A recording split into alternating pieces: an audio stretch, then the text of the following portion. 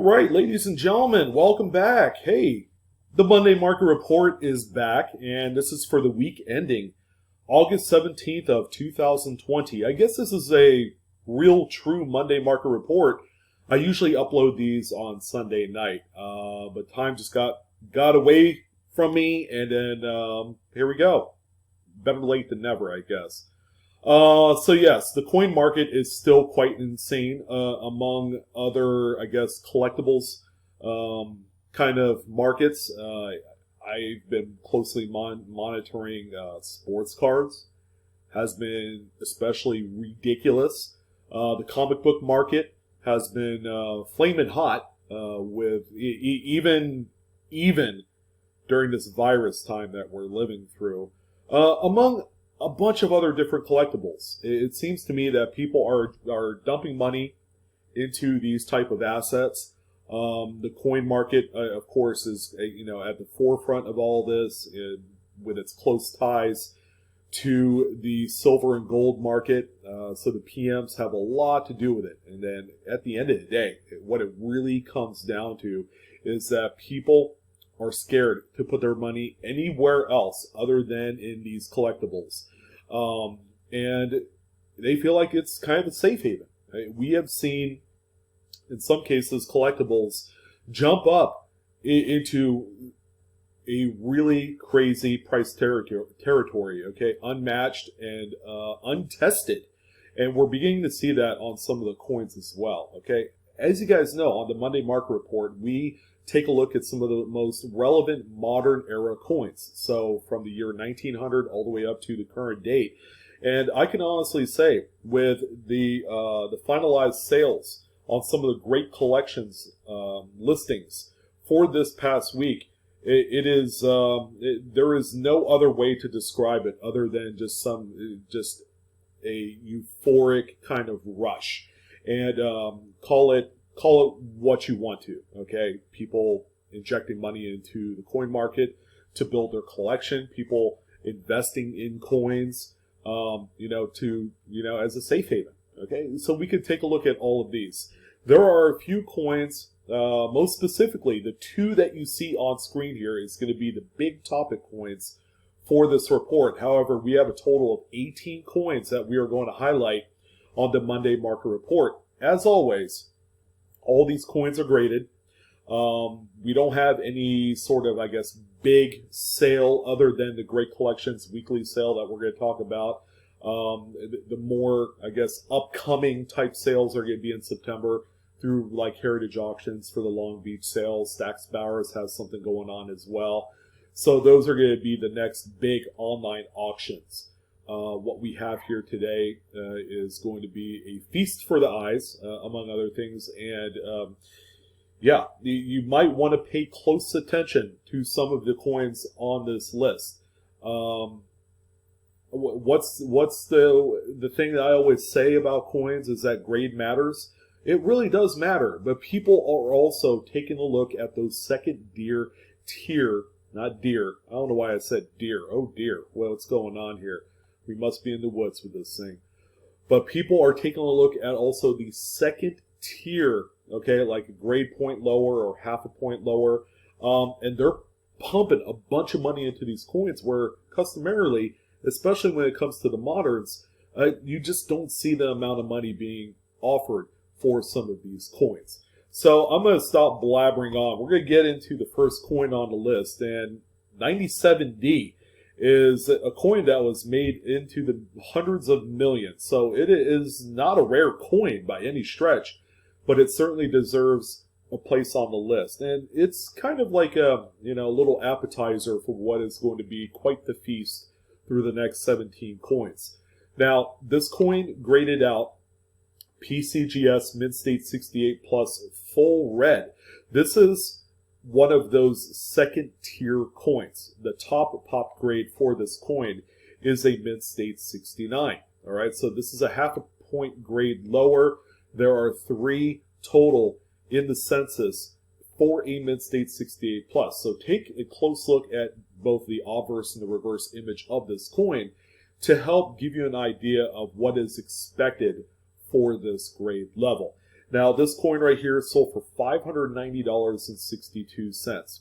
Usually, when we're in the conversation of an ultra modern, which is something I would say would be 1990 to date, so within the last 30 years, coins that traditionally fall out of the top spot in the numerical grade category will drop down in a lot of price. At one point, I would say probably 12 months ago, this was a $100 coin, maybe $150. This one sold for nearly $600.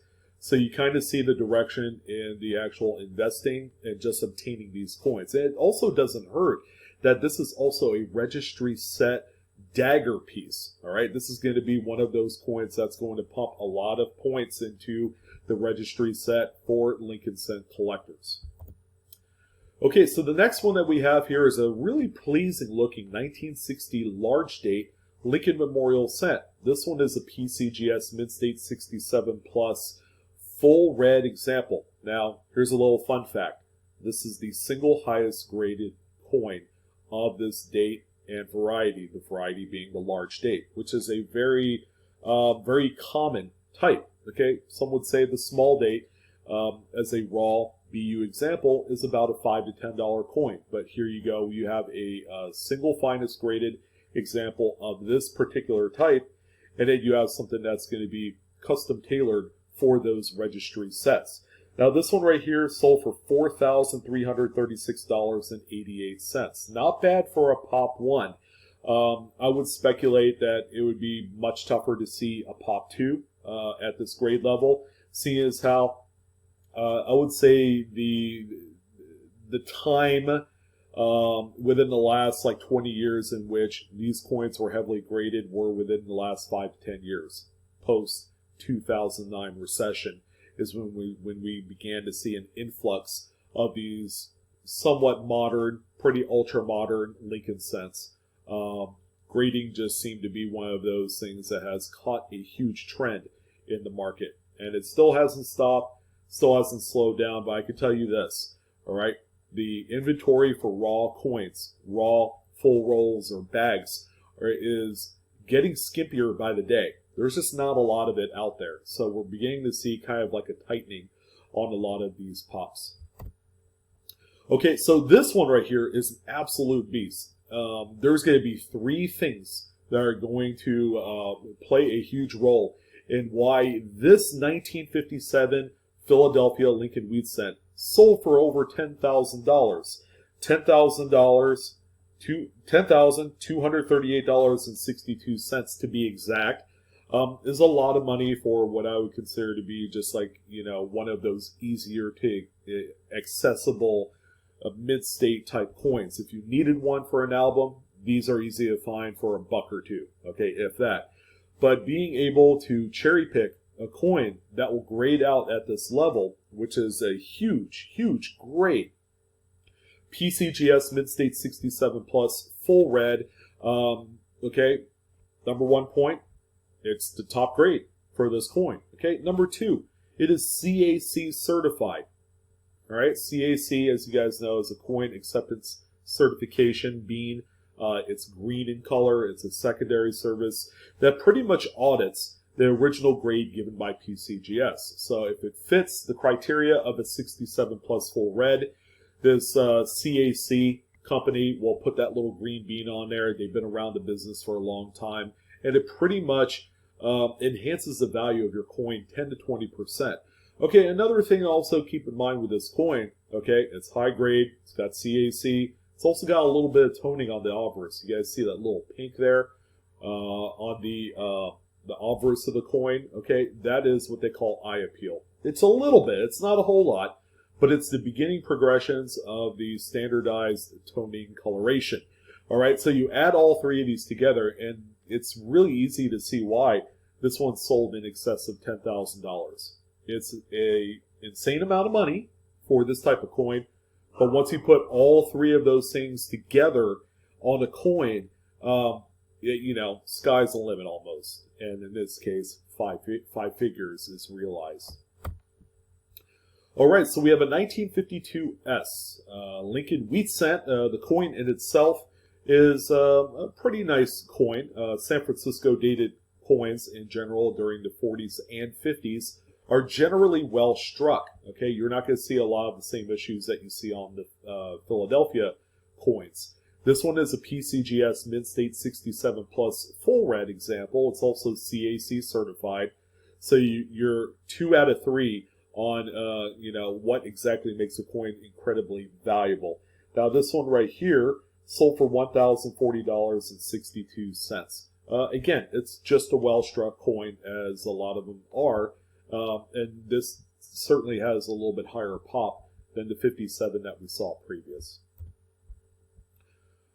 So another Lincoln cent here, this time a 51D. Denvers are also pretty well struck. You just don't see a lot of mushiness when it comes to the Denver minted coins of the 40s and 50s. Another great example for a registry set. It has a little bit of original toning color on the obverse, which is kind of nice. This one is a PCGS Mint State 67 Plus full red example, CAC certified. Absolutely wonderful, attribution for this coin. This one right here sold for $1,237.50 yesterday. All right, so here's a 48D. Again, another pleasing looking coin. You just can't go wrong with Denver minted Lincolns during this time frame. They all look great, so it's easy to find one. If you need one at a 65 or 66, you are in good shape. Those are pretty easy to find at an affordable level. Okay, but to find one at this grade level, this one is a Mint State 67 Plus full red, also CAC certified, is bound to head for a really nice registry set. This one sold for $1,181.25. All right, so we got a couple Lincoln cents. It's a very busy, active week for Lincolns all around. We have a 43 steel cent. I guess this coin needs no introduction. I talk about it every week. There's always one high-end, high-graded coin that sells every week. This one is a Mint State 68, CAC certified. Sorry for the white balance. I'm sitting here staring at the screen and I'm like, man, that's bright.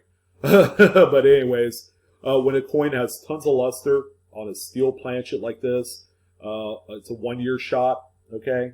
So you know the drill. This one right here sold for $2,532.38. A really, really pretty coin.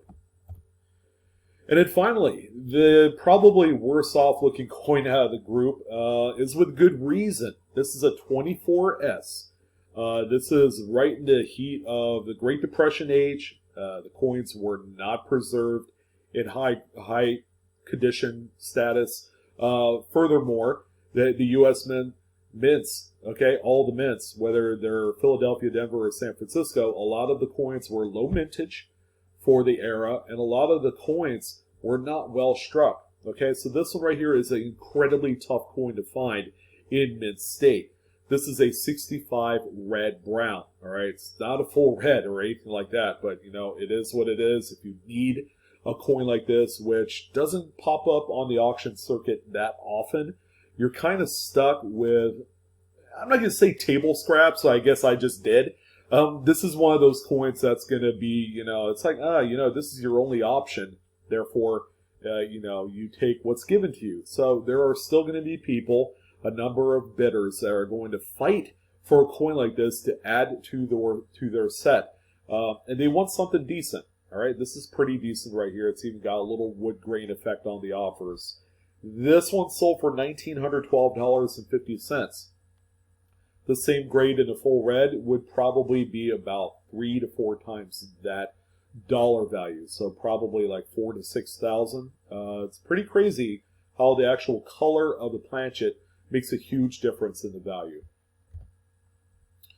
Okay, so we're switching over to nickels. We don't have a whole lot on the nickel front. We got probably like 4 or 5 coins, but we're going to go ahead and start out with an incredibly new-ish 2014D. Of course, this is the modified obverse portrait, okay, that started, 2006, I believe, after the 2-year kind of like commemorative, the Ocean and View, Lewis and Clark and all that stuff, the Buffalo. So this one right here is an incredible PCGS Mint State 68 full stepper. The new nickels have always been a topic of conversation in the grading, I guess, community. People just don't believe in actually grading these coins, only because it's like, oh, it's way too new. There's just not the market. It's going to be really easy to flood the pops. Well, not a lot of people are actually going out and grading these things. Call it gun shy or just being kind of like, worried that your coins are going to come out, 66, 67. All these things can happen and occur, and that's why a lot of people are not exactly flooding PCGS headquarters with these new nickels. It's understandable. Okay, it's either you go big or you lose out tremendously. There is no middle ground with these. So if you got a 67 full steps, congratulations. You probably lost a few dollars by the time you figured the submission costs. But this one right here is a Pop 1. Pop 1. There is only one coin graded at this high level.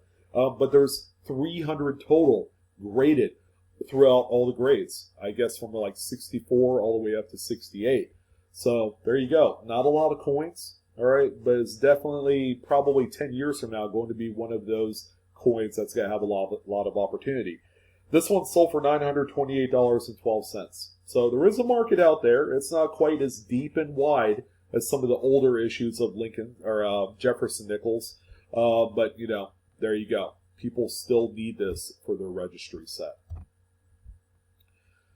So we're going to switch gears just a hair. We have a 1959 Jefferson Nickel, but this is a proof issue.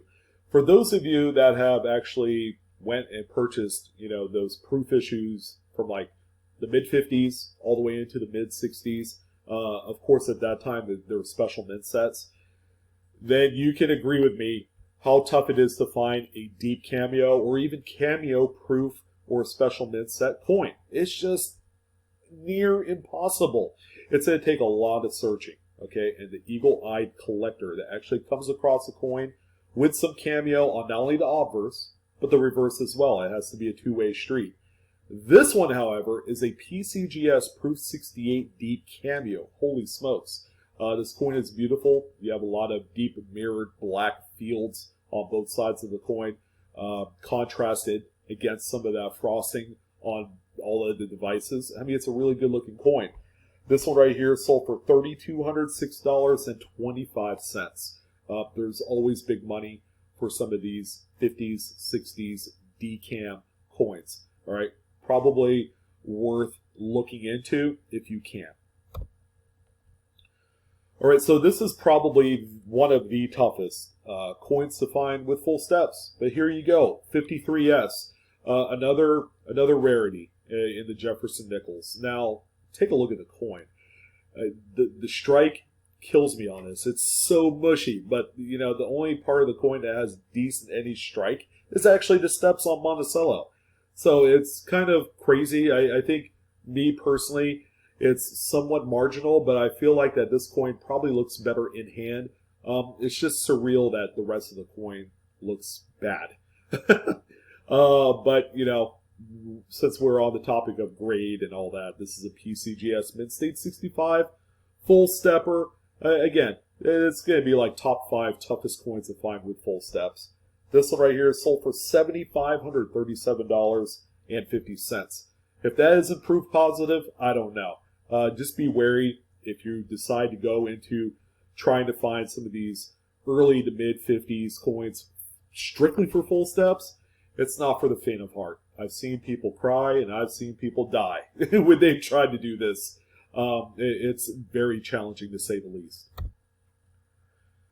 All right, it gets a little bit better in the 40s. Okay, I actually have a few in my collection that have full steps. I'm kind of on the fence of whether or not I actually want to send them out to the graders. But this one right here, again, has a lot of those kind of like check marks that we want to see when we're listing, desirability of a coin. So this one right here is a Mint State 67 full steps. It's a nice high grade. It's got full steps, so it's got really nice strike. And third, it's got amazing toning. This is probably an old album toner. It's got a lot of kind of like the yellows, a little bit of hints of pink, gold in there. But this 46D graded mid-state 67 full steps. And this one, oh, by the way, is a Sunset Collection 118. Sold for $1,210.37. Okay, so the dollar amount, again, is a little bit on the low side compared to a few of the other coins on the list. But that's only because Denver makes really nice struck coins. All right, so we got 43P, a nice, bright, representative example with some color on the reverse. As you guys know, this is a 35% silver manganese, made popular during 42 to 45, so that's during World War II. This one, however, take a close look at the grade. Mid-state 68 plus. That's it. No full steps.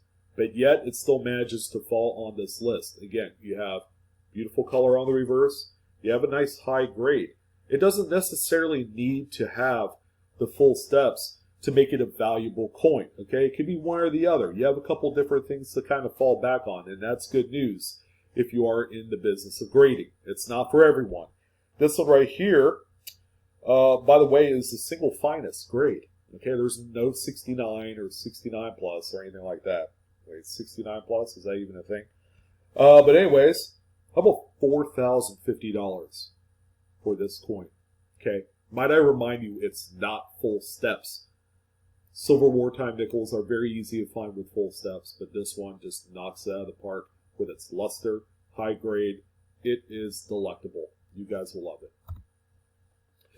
And the final nickel on the list. Okay, I've talked about this one, and it should definitely always be on your radar.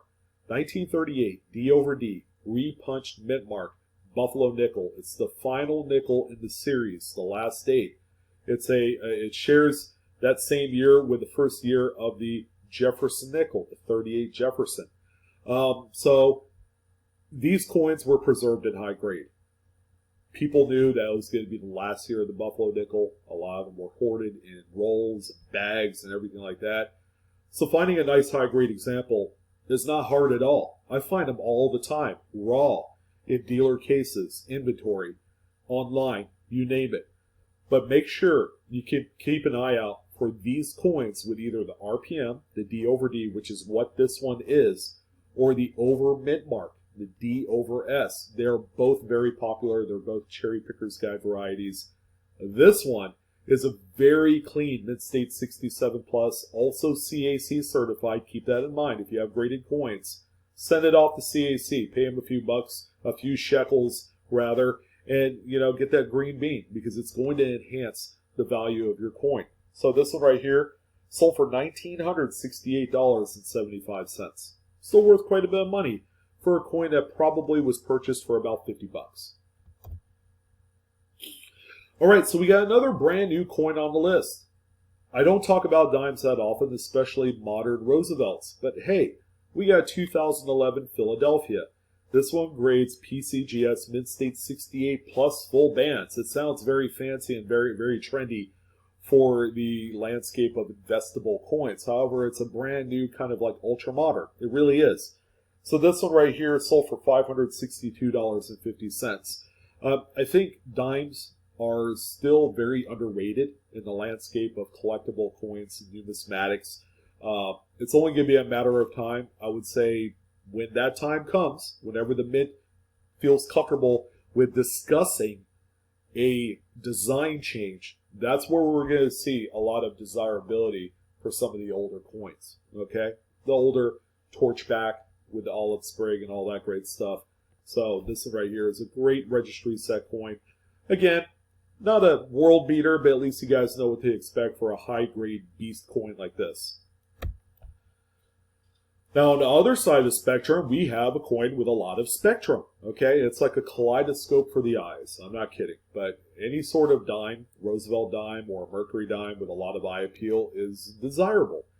This one is an NGC. It's the first NGC graded coin on the list. We're almost done with this this report. Mid-state 68 plus full torch or full bands, however you want to call it. But it's got the easily discernible line that goes through the top and bottom set of bands on the torch on the reverse. This one right here, just a beautiful coin. Sold for $1,749.38. And the final dime on the list is a 1942. No frills. It's a Philadelphia. Very common. Lots of them were made. However, if you're able to cherry pick a really nice high-grade specimen like this one, then, ladies and gentlemen, you have hit pay dirt. This is a Mid-State 68 full bands, full split bands. Beautiful coin, you know, and it's no wonder that this one ends up on here. It's a popular design by Adolf Wyman, you know, God's gift to, you know, coin design, apparently. But this one right here is sold for $4,725. $4,725. That's just incomprehensible. When you take a look at a 1942, it doesn't have a double die or anything funny with it. It's just a really high-grade piece that's going to end up in a really nice collection. And then finally on the list, this is the final coin, the big subject coin. Okay, we talked about the 57 Lincoln early on that sold for over $10,000. Okay, high mintage, very available in high grades. How about the 62D Washington quarter? Again, hundreds of millions of these were produced. Okay, you could throw a rock in a pond and probably hit a 62D right on its face. That's how common they are. I mean, not really, but you know, generally, if you were to go silver picking in some coin dealer's inventory, more than likely you're going to find a Mid-State 62. Now this one, again, let's go ahead and check off a few boxes. All right, it's a Mid-State 67 plus. That is crazy. That's the top pop. Furthermore, 62D is the toughest date, along with the 1955 Philadelphia, for Washington quarters in these high grades. We're talking Mid-State 67 and up. Okay, they have the lowest pops out of all the dates combined, even the 32s. But this one right here also has some pretty generous amounts of color on the obverse and reverse of the coin. It's a great looking coin, all right? Probably more so for the registry set participant than actually an investable piece. But we're talking about a coin that is a pop 3. There's only 3 graded at this top level. None finer with the toning. $11,250. There you go. Insane amounts of money. Very beautiful coin. And that's a great way to kind of end off the Monday Market Report. I want to thank you guys for joining. You guys thought I wasn't going to do this weekend, but, you know, it is still Monday for everyone here in the good old US of A. I hope you guys are being safe. You guys are enjoying the hobby. You guys are taking advantage of some deals out there and cherry picking your heart's desire. You know, thank you for all the views and support. I really appreciate it. So don't forget to like, share, and subscribe. Hit that bell for instant notifications. I'm your host, Sean, with BlueRidgeSilverhound. You guys take care. Love you. And I'll see you on the next coin video.